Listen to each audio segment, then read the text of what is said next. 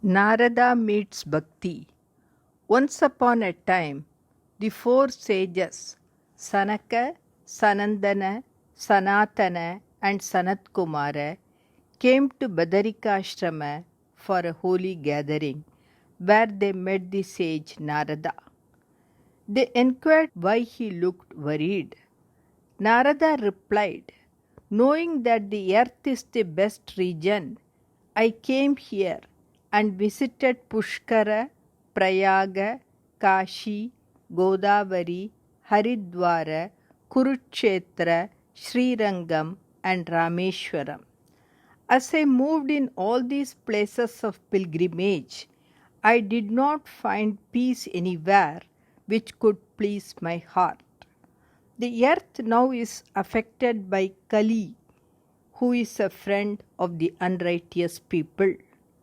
Aham tu prithivim yato jnatva sarvottamamiti pushkaram cha prayagam cha kashim godavarim tatha harikshetram kurukshetram srirangam setubandhanam evamadishu tirteshu brahmamana itastataha napashyam kutrachit charma manas santoshakarakam kalina dharma mitrena dhareyam baditaduna.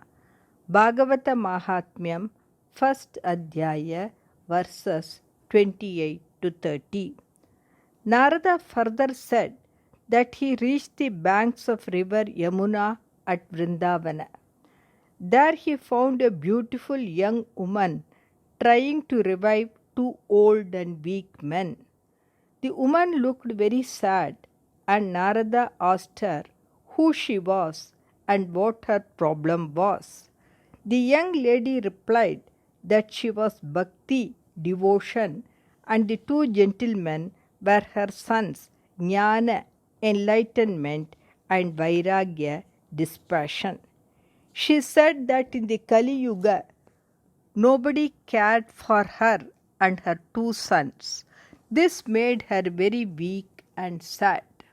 On reaching Vrindavana, near the banks of Yamuna, she was somewhat revived, but her sons were still unconscious.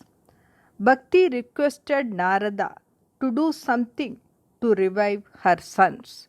Sage Narada tried to revive them by reciting the Vedas, the Bhagavad Gita, and the like, but did not succeed. He then inquired the sage Sanaka what he should do to revive Bhakti's sons. When requested thus, the sage Sanaka and his brothers asked him to perform the Jnana Yajna by the reading of Shrimad Bhagavatam. They said that the Bhagavatam chanting will give great strength and the suffering of Jnana and Vairagya will disappear. This will make Bhakti also very happy, they said. Soon the sage Sanaka, his brothers, and sage Narada reached the charming Anandavana near Haridwara. The gods and the holy sages came down to the earth to listen to the sweet Bhagavata Katha.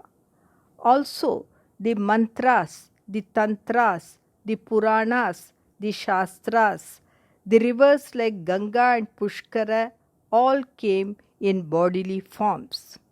When the Kumaras described the glories of Shrimad Bhagavatam, to everyone's wonder, Bhakti, clad in a lovely attire, appeared in a living form. With her were her sons, Jnana and Vairagya. At the conclusion of the Katha, Jnana and Vairagya attained youth and vigor. Bhakti was immensely pleased. The sage Shuka came and spoke about the greatness of the Bhagavatam. Bhagavan Hari appeared in the midst of the assembly, accompanied by his devotees Prahlada, Bali, Uddhava, Arjuna, and others.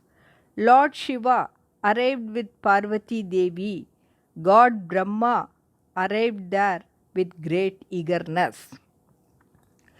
प्रह्लादस्तालधारी तरलगतितया चोद्धवः कांस्यधारी वीणाधारी सुरर्षिस्वरकुशलतया रागकर्तार्जुनोऽभूत् इन्द्रो वादीन् मृदङ्गं जय जय सुकरा कीर्तने ते कुमारा यत्राग्रे भाववक्ता सरसरचनया व्यासपुत्रो बभूव. Bhagavata Mahatmyam, 6th Adhyaya, 86th verse, which means when Shuka Muni, the son of Vedavyasa, spoke about the Bhagavatam, Prahlada sounded the wooden cymbals and Uddhava the brass cymbals. Sage Narada played the lute and Arjuna sang melodiously. Indra played the mridanga and the Kumaras made beautiful joyous sounds.